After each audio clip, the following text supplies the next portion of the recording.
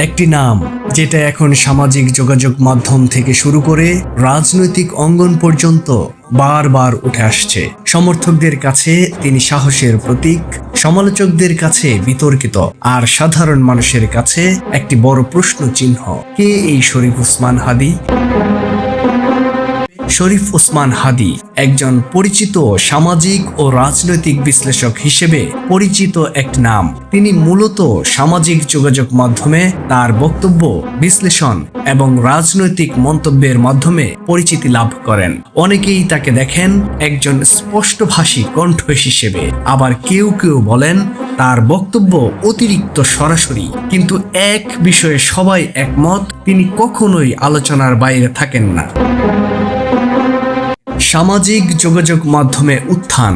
গত কয়েক বছরে শরীফ ওসমান হাদীর বক্তব্য নিয়মিত ভাইরাল হতে থাকে, বিশেষ করে রাষ্ট্র পরিচালনা, গণতন্ত্র, নাগরিক অধিকার, মত প্রকাশের স্বাধীনতা এই বিষয়গুলোতে তার সরাসরি ভাষা অনেক তরুণকে আকৃষ্ট করে। ফেসবুক লাইভ, ভিডিও বক্তব্য ও পোস্ট সব মিলিয়ে তিনি তৈরি করেন একদল সমর্থক শ্রোতা। বিতর্ক ও আলোচনা। যেখানে জনপ্রিয়তা সেখানেই বিতর্ক।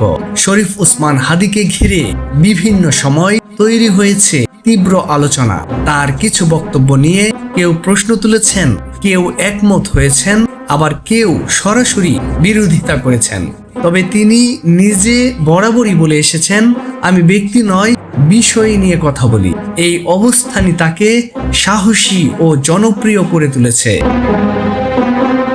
সমর্থক বনাম সমালোচক। তার সমর্থকদের ভাষায় তিনি কথা বলেন সাধারণ মানুষের হয়ে।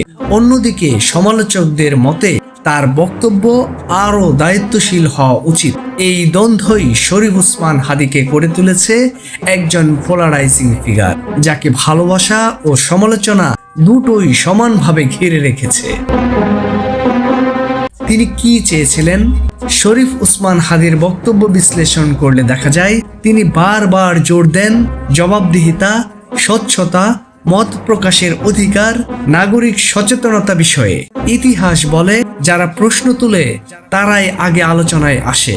শরীফ ওসমান হাদী সেই প্রশ্ন তোলা মানুষদের একজন, যাকে উপেক্ষা করা যায় না, চাই আপনি তার পক্ষে থাকুন, চাই বিপক্ষে।